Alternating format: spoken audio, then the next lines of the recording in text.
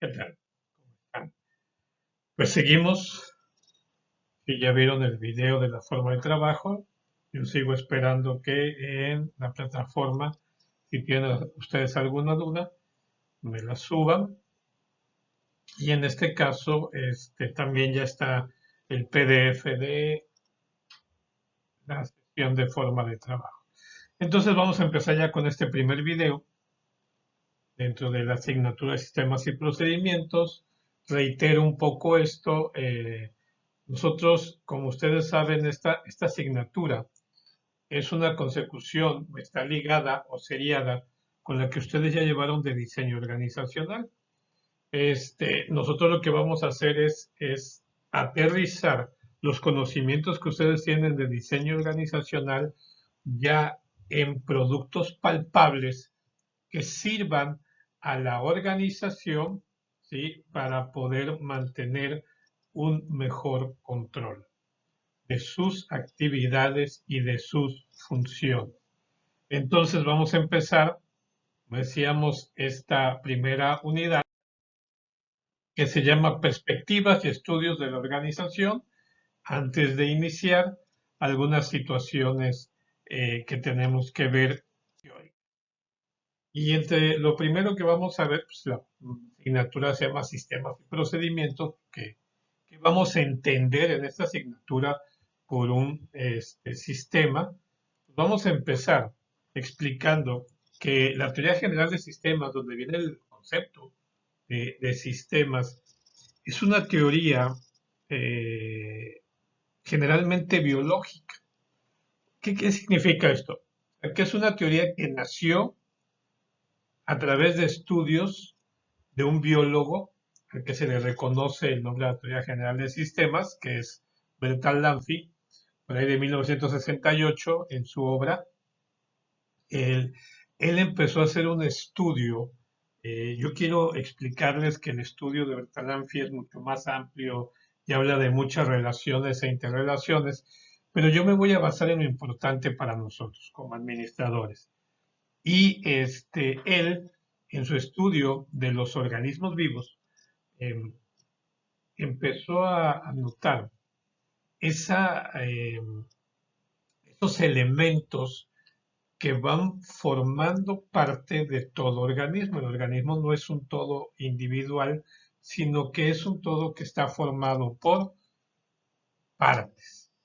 Y esto realmente tiene como base un estudio que se llevó 100 años antes por Hegel, que habla sobre cómo el todo, él ya lo decía hace 100 años o 100 años antes de que Bertalanffy lo comentaba, cómo un todo estaba formado por partes y había que conocer esas partes para poder conocer completamente el todo.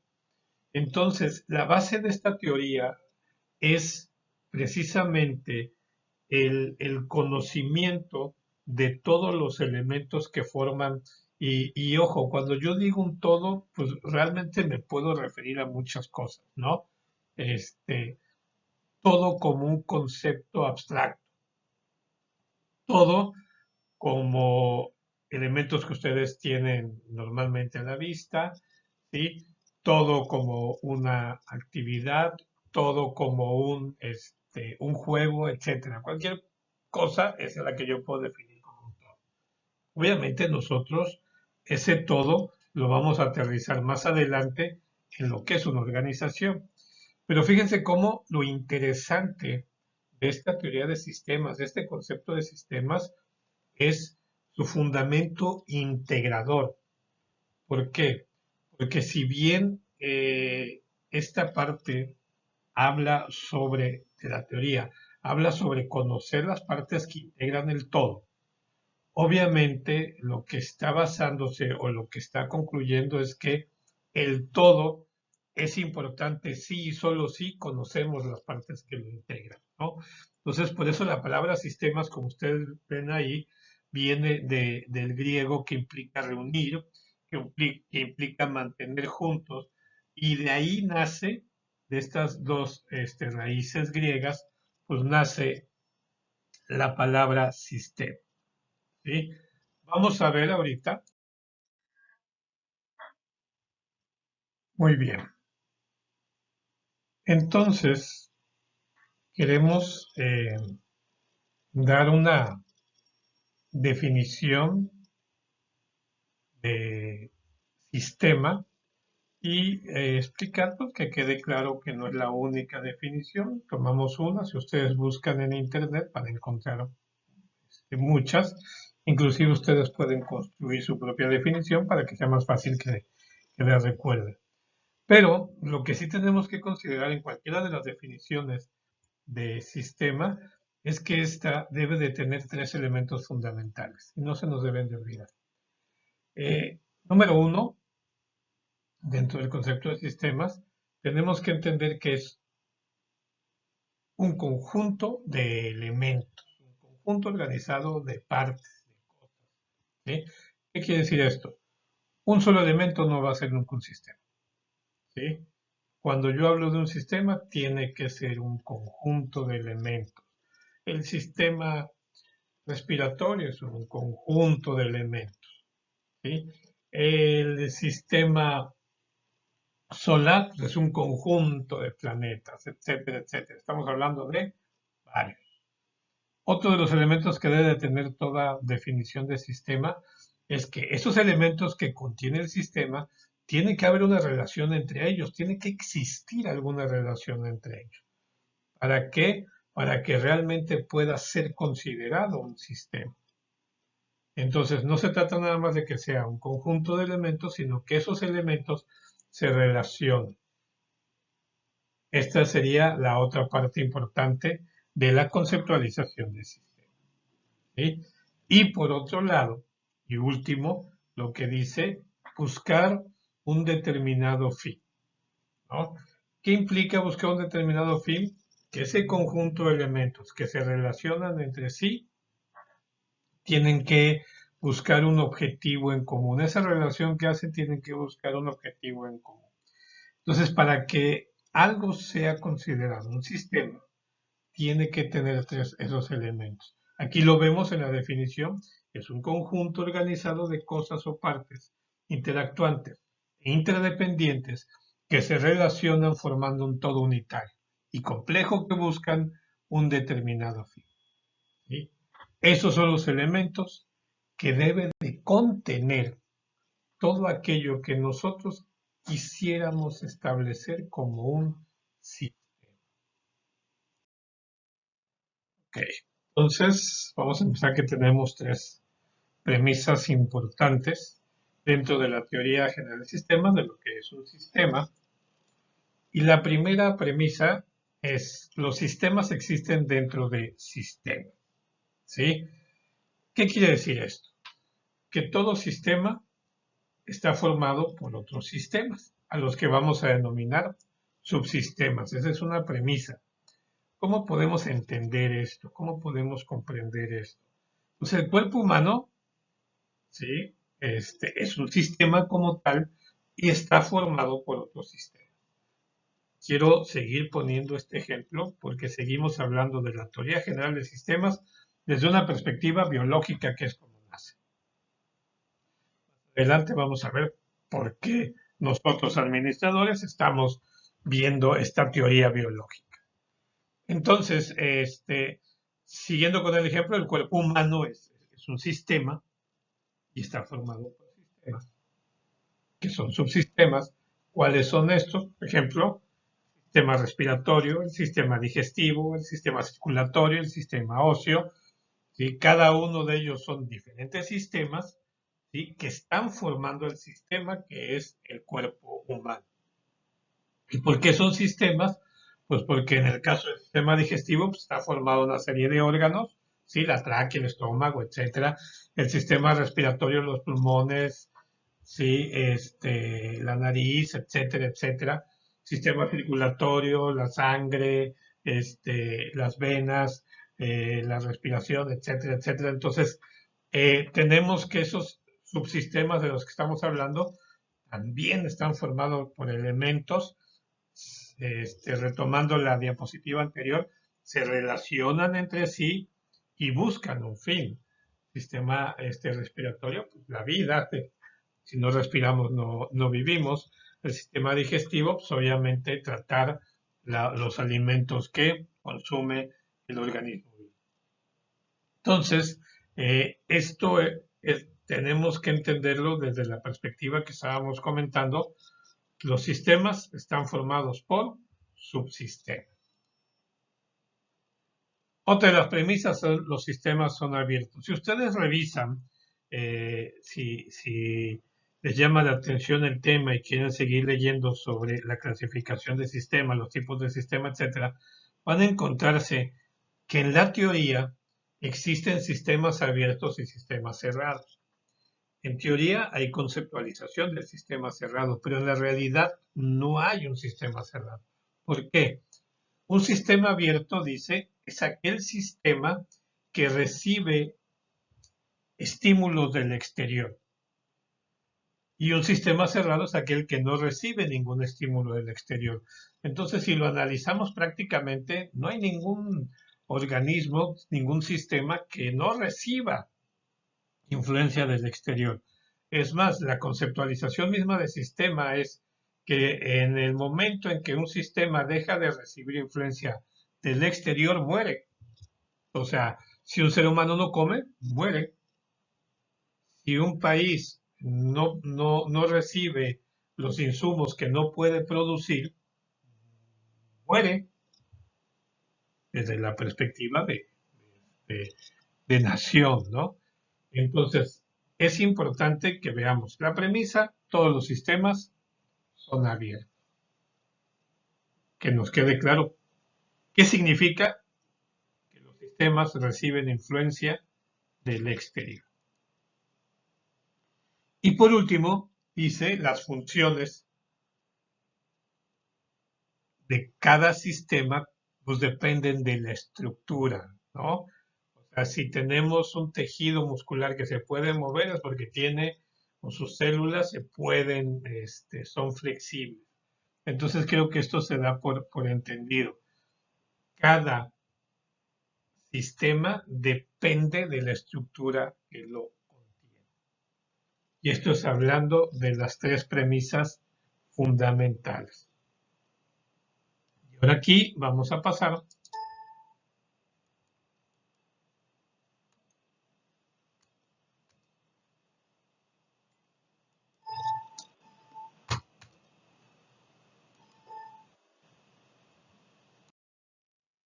muy bien. Ahora vamos a ver las características que tienen los sistemas.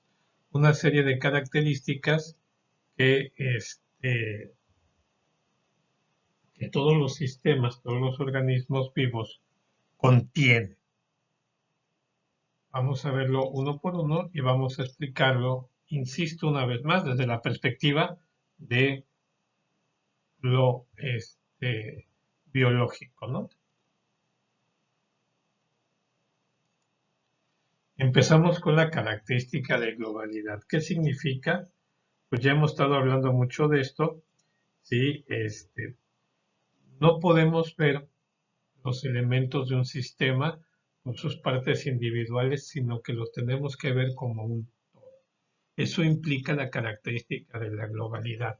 Los sistemas son un todo. No vamos a verlos y no los vamos a identificar por sus elementos, los elementos que lo conforman, sino como un todo. Jerarquía, hemos estado platicando que los subsistemas están formados por, que los sistemas, perdón, están formados por subsistemas y estos a su vez también pueden estar formados por otros subsistemas, ¿sí? Lo cual implica que tenemos una pirámide jerárquica, ¿sí? O sea, siempre va a haber un sistema arriba de otro sistema al que vamos a denominar subsistema. Entonces, existe dentro de estos organismos, ¿sí?, jerarquías a través de sus elementos que lo conforman. En este caso vamos a denominarlo sistemas. Decíamos, dentro de la definición de sistemas, que buscan un fin determinado, un objetivo común. Para llegar a ese objetivo común, la relación que existe entre las partes que integran un sistema deben de generar una transformación, debe de haber una entrada, una transformación y una salida que implique, ¿sí?, ese objetivo o fin que el sistema tiene. Insisto, piensen ustedes en el sistema respiratorio, tiene la entrada de del aire a través de la nariz y obviamente ese aire hace que circule, ¿sí?, sangre dentro de nuestros pulmones para luego salga transformado en dióxido de carbono también a través de la respiración y entonces tenemos todos esos elementos que conforman nuestro sistema circulatorio, ¿sí?, generan una transformación del aire hacia el dióxido de carbono. Esto como un ejemplo.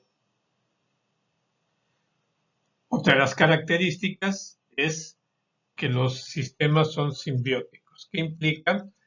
Estos elementos que contiene cada sistema, ¿sí?, tienen una relación muy, muy importante, ¿sí? Se necesitan unos a otros. Cada uno de los elementos que forman un sistema, ¿sí?, tienen una relación simbiótica entre ellos debido a que se necesitan, son parte del mismo sistema, entonces trabajan en conjunto y, ¿sí?, uno depende del otro. Otra relación es la sinergia, ¿sí?, donde podemos entender que la suma de todas las partes que forman un sistema es mayor al sistema mismo. Vamos a verlo, vamos a salirnos un poco del ejemplo de los seres vivos y vamos a hablar de un equipo de fútbol, ¿sí? ¿Qué implica la sinergia en un equipo de fútbol? Pues obviamente el equipo de fútbol es un sistema, ¿no? Porque así rápidamente, pues en un conjunto de jugadores, ¿sí?, que se relacionan a través de la pelota entre ellos y tienen un fin común, que es ganar un partido. Entonces, ¿qué implica esa característica de sinergia? Implica que el conjunto de todos los jugadores va a ser mayor que el de uno solo. Eso es la sinergia. Ese trabajo en equipo es mayor que si trabajara cada uno por su cuenta. Entonces, todos los organismos vivos tienen sinergia. Otra de las características, en la retroalimentación, los seres vivos buscamos ir corrigiendo situaciones que nos afecten. Eso genera una retroalimentación. ¿De qué manera nosotros podemos, ¿sí?, regresar para evitar ciertas situaciones que ya se vivieron? Los organismos van generando esa retroalimentación. Si lo pensamos de una manera burda, pues si nosotros de niños metimos el dedo en un contacto de electricidad y nos dio toque y nos espantamos, pues es muy seguro que ya no lo volvamos a hacer, porque existe dentro de nosotros una retroalimentación que sabe que eso no fue bueno. La característica de los sistemas se denomina entropía. ¿Qué es la entropía? Siempre van a existir situaciones que afecten al sistema. No podemos pensar que no hay elementos que pueden fallar dentro del sistema o cuestiones del exterior que pueden afectar al sistema. Entonces, siempre es interesante cuando hablamos de cualquier organismo que puede existir una entropía. Una enfermedad es una entropía, ¿sí? Entonces, hay que conocer cuáles pueden ser esos elementos que están generando entropía dentro de nuestro sistema. Otra de las características es la homeostasis, que implica que los sistemas siempre van a buscar un equilibrio, ¿sí?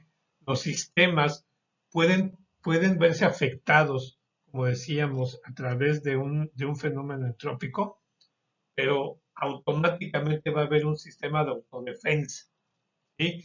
Que va a tratar de generar que en el sistema se mantenga en equilibrio. Esto es sumamente importante. ¿Cómo se hacemos? Pues acuérdense, cuando nos enfermamos, lo primero que ataca pues, son las defensas de nuestro cuerpo que intenta, ¿sí?, minimizar la enfermedad que tenemos. A eso es lo que se implica la homeostasis. Por último, de las características que tienen todos los sistemas es la equifinalidad, ¿sí?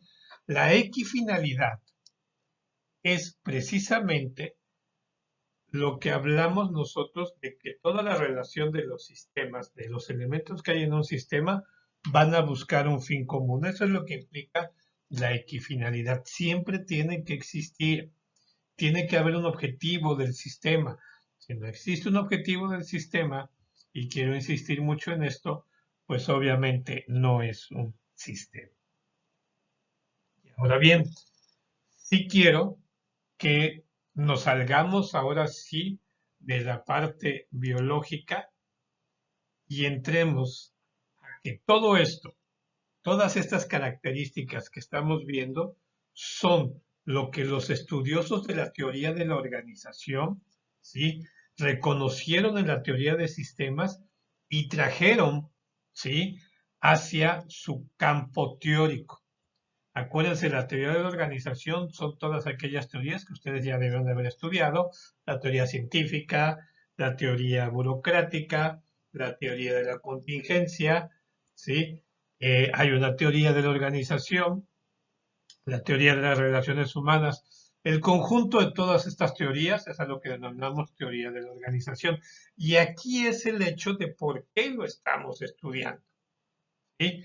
Porque todas estas características bien tienen que ver con la organización, porque la organización, al estar formado por seres vivos, también es un sistema.